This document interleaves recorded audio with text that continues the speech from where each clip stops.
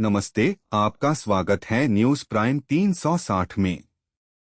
आज की प्रमुख खबरों में आरएसएस प्रमुख के बयान, एलआईसी के बड़े सौदे और यूक्रेन रूस तनाव शामिल हैं। आरएसएस प्रमुख मोहन भागवत ने कहा है कि जेड की शिकायतें वास्तविक हैं और वे तर्कसंगत उत्तर चाहते हैं।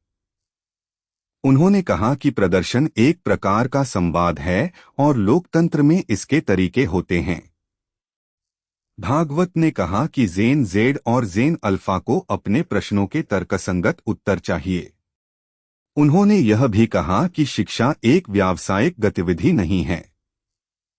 इससे पहले उन्होंने माता-पिता से अनुरोध किया था कि वे उदाहरण प्रस्तुत करें। आरएसएस प्रमुख के बयान से यह स्पष्ट होता है कि वे युवाओं की चिंताओं को समझते हैं और उन्हें सुनने के लिए तैयार हैं। भारतीय जीवन बीमा निगम यानी एलआईसी ने हाल ही में $3.3 बिलियन का एक बड़ा सौदा किया है, लेकिन इस सौदे के बारे में जानकारी बैंकरों से छुपाई गई थी। यह जानकारी इकोनॉमिक टाइम्स की एक रिपोर्ट में सामने आई है।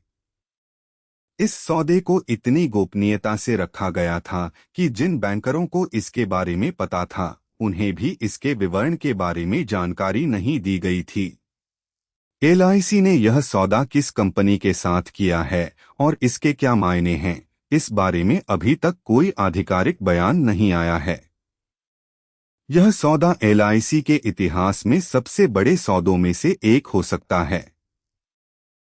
यूक्रेन के राष्ट्रपति ने घोषणा की है कि उन्होंने रूसी क्षेत्र में 2 तेल रिफाइनरियों पर हमला किया है, जो रूस के गहरे क्षेत्र में स्थित हैं।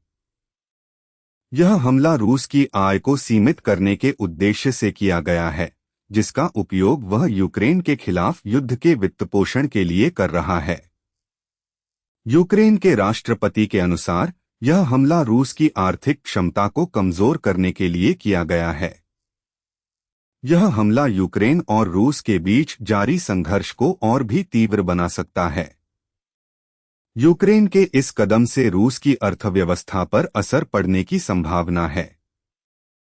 सुनो ने घोषणा की है कि वह जल्द ही अपने गीतों पर वाटर मार्किंग शुरू करेगी। यह घोषणा ऐसे समय में आई है जब कंपनी कई मोर्चों पर कानूनी लड़ाई लड़ रही है।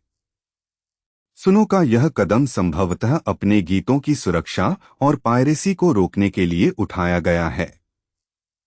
वाटरमार्किंग फीचर के माध्यम से सुनो अपने गीतों को अनधिकृत उपयोग से बचाने का प्रयास कर रही है। यह कदम कंपनी के लिए महत्वपूर्ण है क्योंकि यह अपने बौद्धिक संपदा अधिकारों की रक्षा करने के लिए उठाया गया है। सुनो की इस पहल से उसके गीतों की सुरक्षा में सुधार होने की उम्मीद है। इंग्लैंड के 25 वर्षीय तेज गेंदबाज जॉन टर्नर ने अचानक क्रिकेट से संन्यास लेने की घोषणा कर दी है।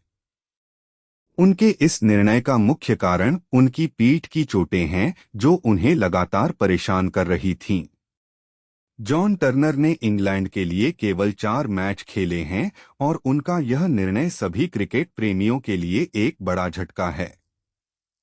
टर्नर को पीठ में तनाव फ्रैक्चर की समस्या है, जो उनके क्रिकेट करियर को जारी रखने में बाधा बन रही थी। इस वजह से उन्होंने अपने करियर को समाप्त करने का कठिन निर्णय लिया है।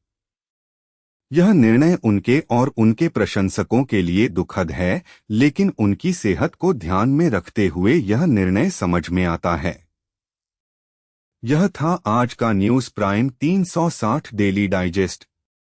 ताज़ा खबरों के लिए हमारे चैनल को लाइक करें, सब्सक्राइब करें और नोटिफिकेशन बेल दबाएं।